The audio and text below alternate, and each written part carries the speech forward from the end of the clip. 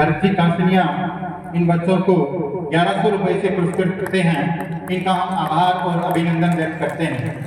इसी कड़ी में कृष्ण जी मित्तल बेटी बचाओ बेटी पढ़ाओ पर प्रस्तुति देने वाली प्रतिभा को आशीर्वाद स्वरूप 500 रुपये का पुरस्कार देते हैं। उनका भी हम आभार और अभिनंदन व्यक्त करते हैं। अभी मैं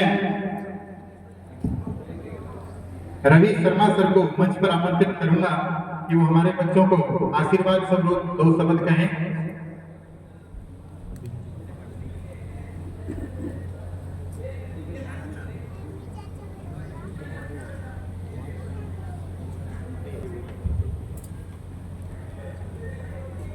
आदर और सम्मान के योग्य आज की सभा महफिल के मुख्य मेजबान प्रभु जी सोनी, जो इस संस्था के चेयरपर्सन हैं, इनकी धर्मपत्नी माता जी कहाँ है? हाथ खड़ा करने जी कहाँ बैठे हो?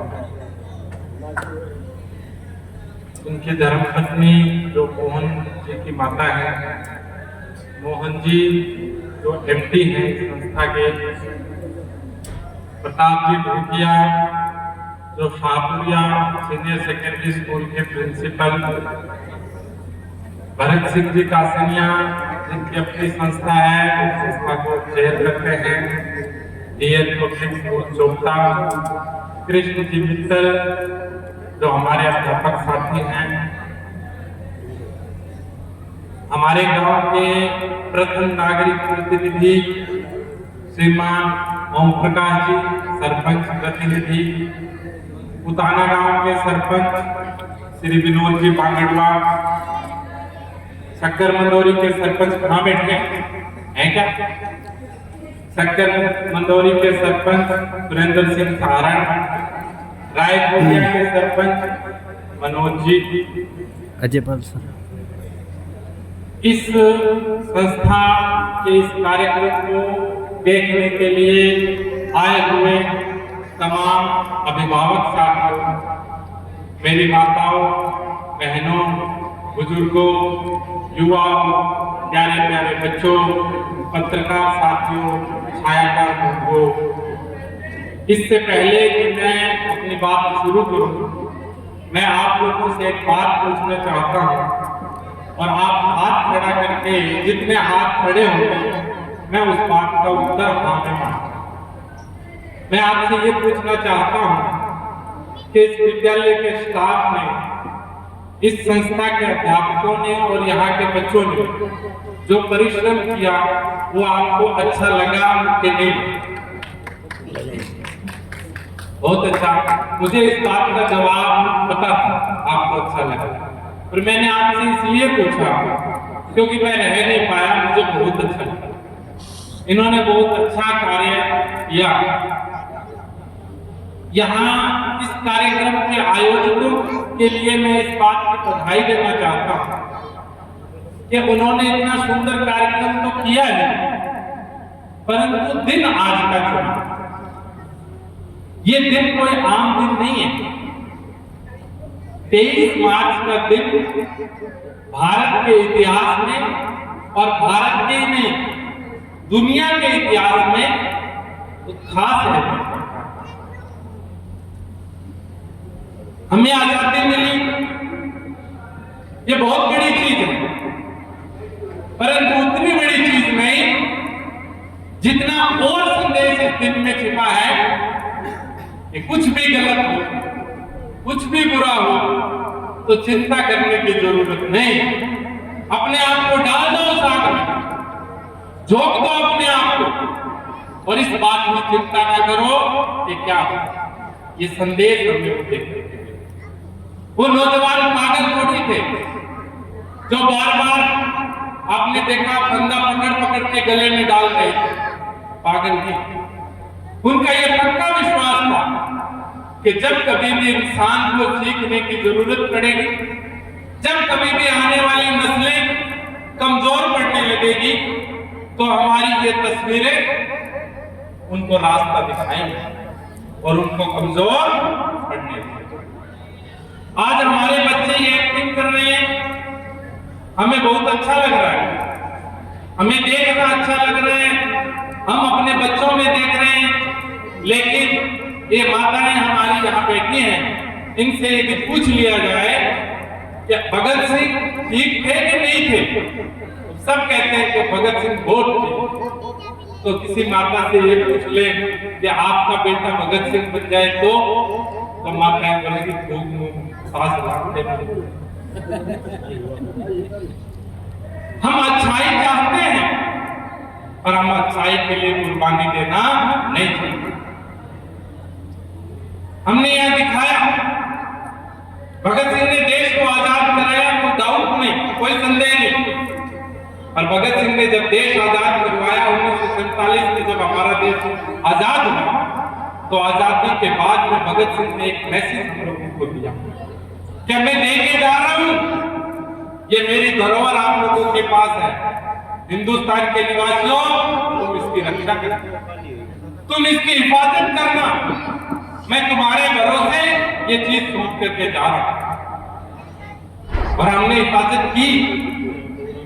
36 करोड़ की हमारी आबादी थी, 4% लोग केवल पढ़े लिखे लोग थे, हमने हिफाजत की।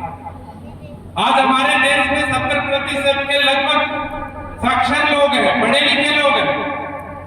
हमारी बेटियां जो उस समय 1% भी पढ़ी लिखी नहीं थी, आज हमने हमारी बेटियों को आगे निकाला, हमने हिफाजत की। परंतु इसके साथ साथ मैं ये भी पूछना चाहता हूं कि वो कौन लोग हैं, कौन लोग हैं जो शराब बेचने वालों को वोट देते हैं, वो कौन लोग हैं जो नशा बेचने वालों को नेता बनाते हैं, वो कौन लोग हैं जो ये बच्चे दिखा रहे थे ये फेसबुक और ये व्हाट्सएप और इनको ज्यादा तरजीह देते हैं और अपने बच्चों को कम तरजीह देते हैं, वो कौन लोग हैं जो अपनी बेटी को पेट में मार देते हैं। इसका मतलब हमसे चूक हुई, सोचना पड़ेगा, हमसे चूक हुई। मैं जब ये कार्यक्रम देख रहा था, और कई बार जब कोई भी कार्यक्रम हम देखते हैं तो ये हमेशा होता है कि बच्चे, लड़कियां जो है वो आती है स्टेज पे, गाने बजते हैं, बच्चियां डांस करती है, वो नाचती है, हमें अच्छा लगता है। गाने बजते हैं, सिर पर टोकरी, इतना बड़ा घूंघट, 52 गज का दामन, ये सब चीजें सुनते हैं। मैं टीचर हूं, मेरे मन में सवाल आता है, बहुत बार सवाल आता है कि भाई इन चीजों की जरूरत है, इस पे किस बात का हम फक्र कर रहे हैं, हम इनको बार बार क्यों दिखा रहे हैं। फिर जवाब जो मिलता है वो हमें एक दिशा देता है। जवाब यह है कि हमने इस आधी आबादी को, हमारी औरतों को टोकनी भी दी, घूंघट भी दिया, उनके पैरों में पायल भी बांध दी, उनको पता नहीं किन किन जकड़नों में हमने जकड़ा। आज ये हमें चुनौती दे रही कि आपने चाहे जितना मर्जी जतन किया, हम तो पीछे नहीं रही, हम तो फिर भी आगे आ गए। आज आप किसी भी स्कूल में चले गए, किसी भी यूनिवर्सिटी का रिजल्ट देख लें, किसी कॉलेज का रिजल्ट देख लो, तो आपको 1 2 3 4 5 6 7 8 9 10 20 तक लड़कियां लड़कियां लड़कियां लड़कियां भी। ये जीत है इन लोगों को, ये हमें याद दिला रही कि कितनी भी चुनौतियां क्यों ना रही हमारे सामने, परंतु हम आगे आए। वो बेटी बता रही थी घूंघट के बारे में, बिल्कुल घूंघट रोकने की कोशिश थी, वो अड़चन थी, दीवार थी, पर मेरी माताओं ने, मेरी बहनों ने, मेरी बेटियों ने उस दीवार को तोड़ दिया। उसका कोई मतलब नहीं है। अब ये घूंघट निकालती है नहीं निकालती है मतलब ही नहीं रहा, क्योंकि ये इनके रास्ते की रुकावट अब नहीं है। जिसको नहीं निकालना वो नहीं निकालती, आज भी नहीं कह सकता तो निकाल, जिसको निकालना है वो निकालती है, जिसको नहीं निकालना वो नहीं निकालती, और आधे टाइम निकालती है आधे टाइम नहीं निकालती। इसको इनको कोई कहने वाला नहीं कि निकाल, क्योंकि इन्होंने परिश्रम किया, इन्होंने उस चुनौती को स्वीकार किया। इन्होंने ये नहीं कहा मैं नहीं निकालूंगा, इन्होंने कहा मैं निकालूंगी, घूंघट भी निकालूंगी और तुम्हारा कांटा भी निकालूंगी। इन्होंने घूंघट भी निकाला और हम लोगों का कांटा भी निकाला। इन्होंने बचाया, ये देश की आजादी आप लोगों ने बचाई। लेकिन अब थोड़े समय से देखा जा रहा है कि कुछ भटकाव आ रहा है, कुछ हम भटक रहे हैं। ये जिम्मेवारी आप लोगों की है, मेरी माताओं की है, मेरी बहनों की, ये आपकी जिम्मेवारी है। क्योंकि जब आप देखते हैं कि इतनी रुकावटों के बाद आप इतने आगे आ गए, जब टोकरी सिर पे है, उसमें इतना वजन है और इतनी दूर आपने जाना है, मनगढ़ इतनी दूर है, और फिर भी आप पानी लेके आए और आपको पता है ऐसे ऐसे 20-30 चक्कर आपने काटने हैं, फिर भी रास्ते में गुनगुनाते जा रहे हो। उसी को आपने उत्सव बना लिया, उसी को आपने बड़ी चीज बना लिया, उसी पे आपने गीत रच दिए। इसका मतलब भगवान को आपने अलग से ताकत, जो ताकत हम लोगों में नहीं है, वो ताकत आप लोगों में है। अब ऐसा कौन सा हुआ कि टोकरी को तो आप सहन कर गए, लेकिन इस फोन ने आपको पकड़ लिया, तो गलत हो गया। अगर भटकना था तो टोकरी से भटक जाते, अगर भटकना था तो खेत से भटक जाते, भटकना था तो दामन से भटक जाते।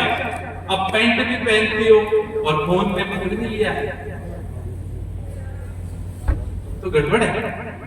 इसके बारे में सोचना हो। जब हम लोगों ने, जब हम इतनी रुकावटों में थी, हम अपने अपने बच्चों को भगत सिंह बना दिया, राजगुरु बना दिया, सुखदेव बना दिया, गांधी बना दिया, अंबेडकर बना दिया, बुद्ध बना दिया, कबीर बना दिया, मीरा बना दिया। लेकिन क्या हुआ, क्या हो गया आपकी को? अब कुछ नहीं बन रहा, सब बंद हो गया। मतलब क्या कि जब चुनौतियां थी तो आगे बढ़ने की ललक, अब जब सुख है तो नाटक है, टीवी है, सास भी कभी बहू, ननद भाभी में झगड़े हैं, सास दुश्मन है, पता नहीं कहां कहां उलझा दिया। वापस आना हो और इन बच्चों पे ध्यान देना, इन बच्चों पे ध्यान देना है। यदि ये बच्चे आगे आए तब इन कार्यक्रमों का कोई मतलब नहीं।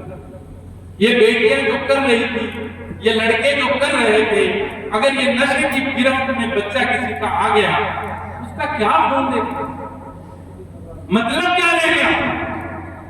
सब तो बर्बाद हो गया। आप उन घरों की हालत देखो जिनके बच्चे बिगड़ गए, आप उन घरों की हालत देखो कि जिनके बच्चों को 15-15 साल तक, 20-20 साल तक माता पिता पढ़ाते हैं और अंत में वो सुसाइड कर लेता है, ये कह के कि माँ ना तो कोई काम है मेरे पास, मुझे समझ में नहीं आ रहा मैं क्या करूं। इतना कमजोर ना बनता अगर आप लोगों से बात करो, कभी नहीं बनता इतना कमजोर। लेकिन बड़े बड़े दुख के साथ मुझे कहना पड़ रहा है कि अभी आप जो टाइम हमें मिलना चाहिए, हमारा वो टाइम हमारा वो टाइम आप फोन को दे रहे हो, हमारा वो टाइम आप उस दुनिया को दे रहे हो जो असल में दुनिया है ही नहीं, असल में वो दुनिया कहीं है ही नहीं, वो केवल आपके दिमाग में डाली जाए। इससे बचना होगा, इससे बिल्कुल बचना होगा।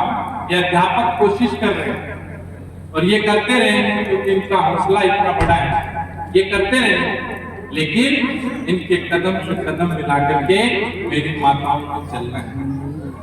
मैं आपके लिए एक बात और लाया हूं। मेरा गांव यही जमाल गांव है मेरा, मैं वैसे अध्यापक हूँ, लेक्चरर हूँ यहाँ गांव के स्कूल में, लेकिन आजकल मैं 15 साल से अधिक जो लोग हैं, 15 साल से ऊपर जिनकी ज्यादा है और उनको पढ़ना लिखना नहीं आता या उनको गणित नहीं आता, दैनिक जरूरत की जो चीजें नहीं आती, ऐसों के लिए सरकार ने कुछ सुविधाएं प्रोवाइड करवाई। सरकार ने एक मैकेनिज्म बनाया, उसका मुझे जिले का काम मिला है, सिरसा का।